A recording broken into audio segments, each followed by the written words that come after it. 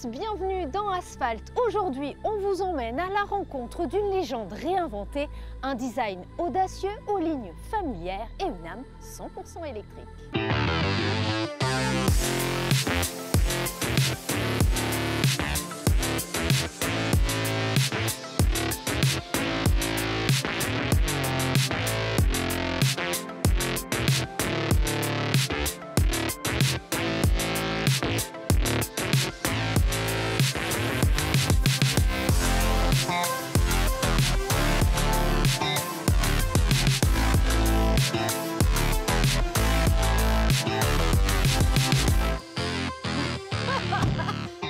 Gilles, qu'est-ce que vous faites? Vous étiez dans le coffre?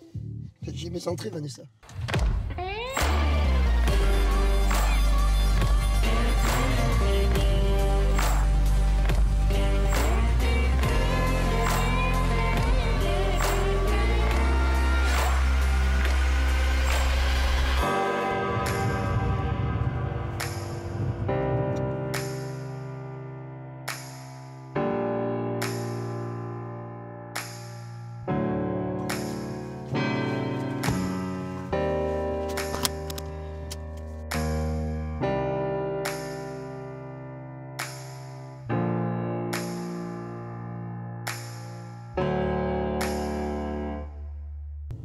On peut dire que tous les éléments esthétiques rendent hommage à la R5 d'origine et ça, j'adore.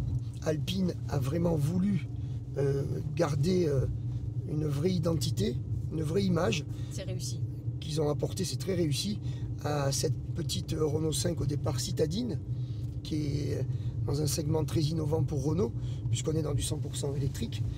Et aujourd'hui, je crois que c'est vraiment une belle réussite. Mais finalement, quels sont les éléments qui ont été rajoutés à ce modèle?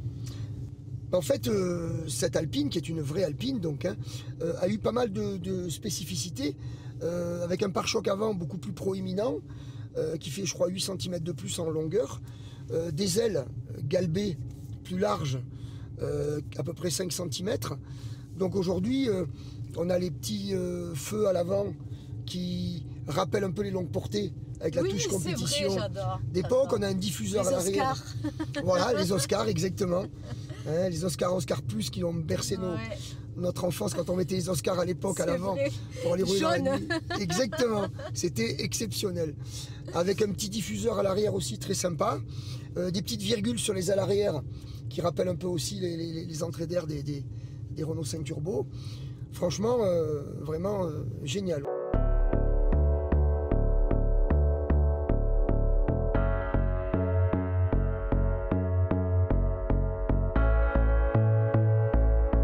Avec son look électrisant, la nouvelle R5 Alpine signe un retour plein de caractère. Clin d'œil assumé à l'icône des années 70, elle mixe ligne tendue, arches musclées, phare rond modernisé et signes distinctifs alpines. Les jantes sculptées, les touches carbone et les accents tricolores soulignent son ADN 100% français.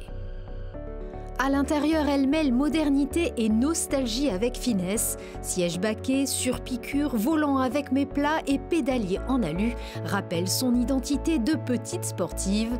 L'ambiance néo-rétro est relevée par des écrans tendance et une interface personnalisée alpine pour une immersion totale entre passé et futur.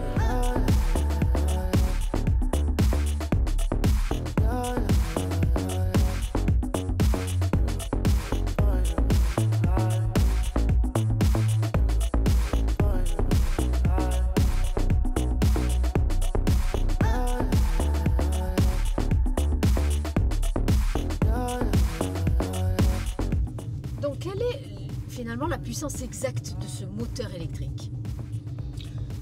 En fait, il y a deux versions de cette Alpine. D'accord. Un moteur entre guillemets un petit peu plus petit qui fait 180 chevaux et un autre moteur qui fait 220 chevaux, c'est celui que nous essayons aujourd'hui, avec un couple de 300 Nm environ, qui est déjà pas négligeable. Alors c'est un moteur, celui-là, qui a été pris sur la base du moteur de la Mégane électrique, qui est déjà dans un stade un peu plus puissant, qui offre des performances un petit peu plus importantes. Alors on a évidemment toutes les technologies modernes qui permettent d'avoir 4 modes Là, on le voit sur le volant ici, Drive Mode. Donc on appuie sur ce bouton et on fait circuler les 4 modes. Donc, on a beaucoup d'onctuosité, beaucoup de souplesse dans le moteur. Et on a des montées en régime qui sont quand même très sympas en accélération. On a même une petite caractéristique avec un petit bouton ici rouge sur le volant. Il y a marqué le rallye, hein, OV, voilà, qui rappelle le rallye ou la F1. Et qui donc permet d'avoir toute la puissance disponible avec un certain niveau d'accélération. Alors plutôt que d'accélérer à fond, d'avoir le kick-down comme on dit, ben, sorti d'une épingle, si on veut toute la puissance, on peut appuyer là-dessus. Et la voiture, elle motrice et elle envoie bien la puissance maximum pendant un instant. Donc ça, c'est plutôt pas mal.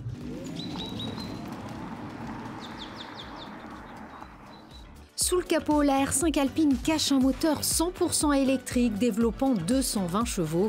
Une puissance nerveuse transmise aux roues avant qui promet des accélérations franches et un vrai tempérament. Alpine a peaufiné chaque réglage pour offrir une conduite vive, réactive, fidèle à son héritage.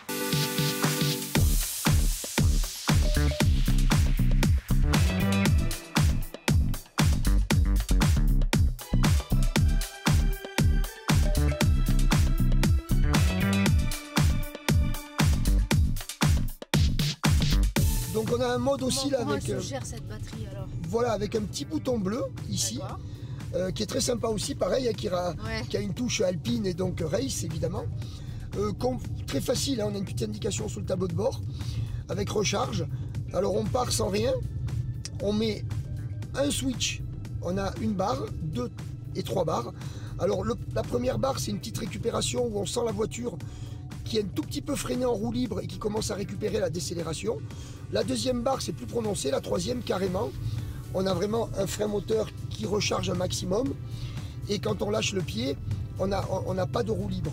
Il faut savoir que sur ce modèle, par rapport à la concurrence, il faut en parler, que ce soit dans la Lancia Epsilon ou dans la Mini 100% électrique, on arrive à avoir un mode où on a 100% de récupération, mais on n'a jamais de roue libre. Là, je trouve que c'est bien ce qu'ils ont fait, pareil, les ingénieurs chez Alpine, toujours pour la touche performance et plaisir de conduite. C'est-à-dire qu'on arrive à avoir la voiture, justement, sans utiliser ce bouton, qui est complètement en roue libre. Et là, on peut gérer notre freinage comme un pilotage classique avec la pédale.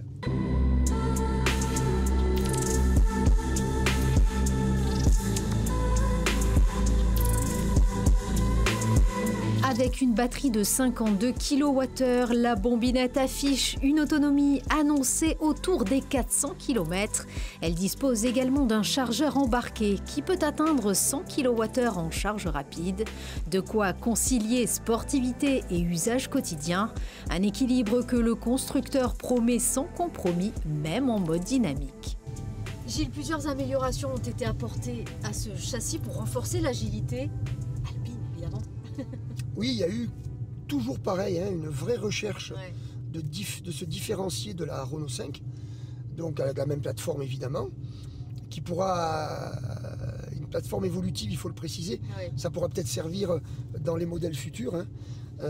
Donc aujourd'hui, il y a eu un berceau spécifique avec des voies plus larges à l'avant, 6 cm je crois. Incroyable. Donc c'est vraiment un vrai travail de recherche et de performance, avec des amortisseurs issus vraiment de la compétition, avec une butée de fond de course hydraulique. C'est-à-dire que jusqu'à maintenant, pour expliquer un petit peu, il y avait des butées qui étaient mécaniques, donc c'était des caoutchoucs. Quand on prenait des trous à haute vitesse, l'amortisseur évidemment jouait son rôle, il s'enfonçait, et on avait tendance à s'appuyer sur les butées mécaniques, le caoutchouc. Aujourd'hui, tout a évolué en compétition. On fait des choses extraordinaires avec plusieurs voies sur les suspensions. Et bien là, Alpine a emprunté déjà à la compétition cette petite touche technique et on a un amortissement, on l'a vu tout à l'heure quand on a roulé un peu fort dans une route avec des bosses, qu'on avait un certain confort dans les chocs. Donc très, très intéressant ça aussi. Donc le berceau, les voies plus larges et les amortisseurs de très bonne qualité, vraiment la différencie de la Renault 5 et lui apporte super tenue de route avec un confort quand même, c'est important, parce qu'on part quand même du citadine sportive. Un confort mais une efficacité qui m'a bluffé.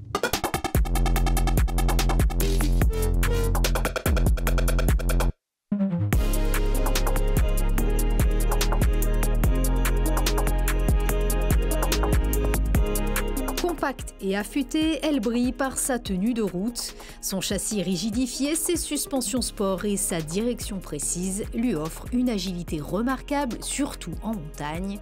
Fidèle à l'esprit alpine, elle colle à la route avec une vivacité presque insolente, tout en restant rassurante. Les freins sont très bons. En fait, les freins ont été empruntés à l'Alpine à 110. Ah, voilà. Donc nous avons des gros étriers 4 pistons avec les disques en 330 mm, ce qui est déjà très costaud. Et tout ça, évidemment, ça doit rentrer dans des roues de gros diamètre. Eh oui.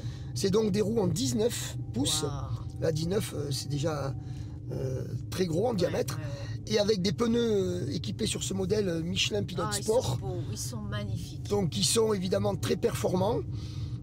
Donc tout l'ensemble fait qu'il y a un énorme grip en virage, un énorme grip au niveau du frein. Et qui dit tenue de route, dit freinage de très bonne qualité, on se régale.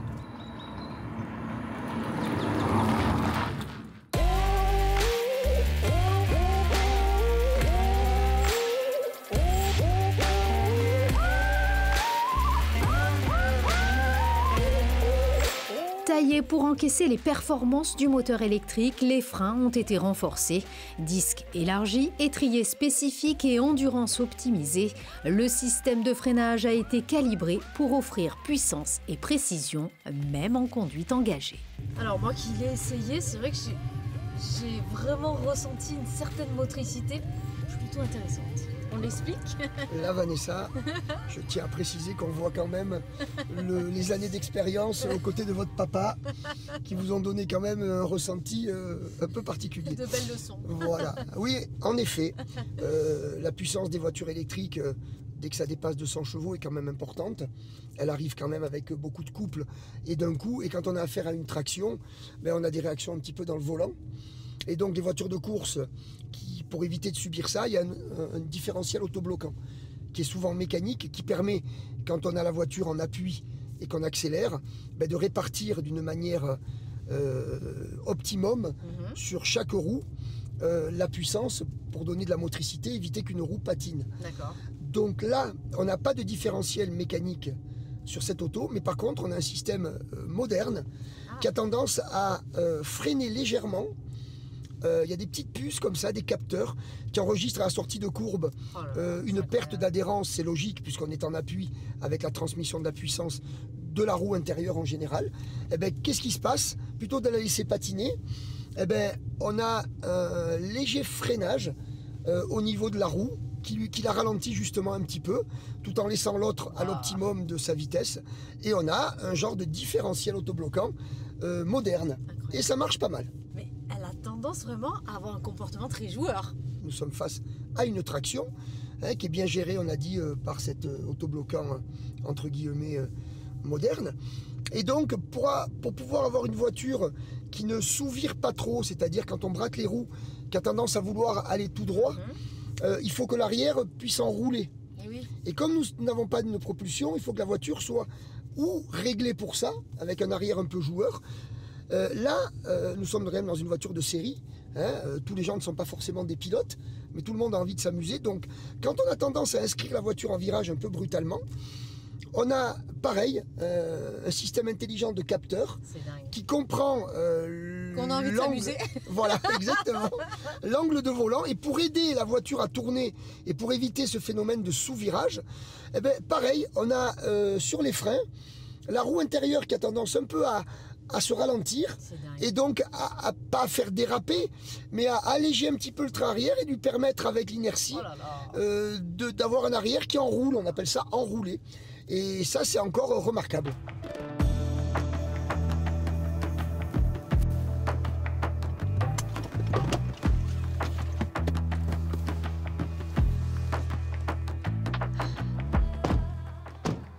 Comme d'habitude, Gilles, un essai à la perfection. J'ai adoré. Personnellement, j'ai adoré. Ah ben oui, moi aussi, c'était vraiment une journée exceptionnelle. Et puis bon, ben, la voiture, c'était vraiment génial. Alors concrètement, si on veut conclure cet essai, à qui s'adresse-t-elle? Aux nostalgiques, aux puristes ou aux nouvelles générations? En fait, c'est très bien dit, Vanessa. Je pense qu'elle s'adresse À chacun des trois. Ah, un Parce que mix de tout ça. Tout le monde va y trouver quelque chose. Les jeunes, évidemment, la modernité, tout le panel de technologie qu'il peut y avoir dans cette voiture. Le nouveau look. Les nostalgiques, eh bien, parce que quand on la regarde, Alpine ont toujours été très forts avec Renault pour trouver la vraie ADN qui reste dans des voitures qui sont quand même différentes de la Renault 5. Et puis pour les puristes, eh ben, c'est une Alpine, et on l'a expliqué tout au long de l'essai, qu'elle a vraiment des caractéristiques spécifiques pour sa performance. Et ça vous rappelle toute votre jeunesse, j'imagine? Ben oui, parce que figurez-vous que ma première voiture, ça a été une Alpine Turbo. D'accord. Une Renault 5 Bon, Alpine Turbo, je sais que vous êtes 100% Renault, vous. moi j'aime bien, en effet. Ah oui, c'est vrai, ça. c'est vrai. Bon, sympathique l'essai. Oui, et puis je suis vraiment ravi de m'être infiltré dans l'habitacle à vos côtés. Ça, c'est J'ai vrai. vraiment apprécié, kiffé à mort cet essai exceptionnel aujourd'hui. Bon, vous avez bien fait. Et nous, on se retrouve le mois prochain pour encore de belles surprises telles que la R5. On vous réserve de sacrées aventures. En attendant, on va peut-être se promener un petit peu. C'est sympa comme endroit. Allez, c'est parti, Gilles. Allons-y.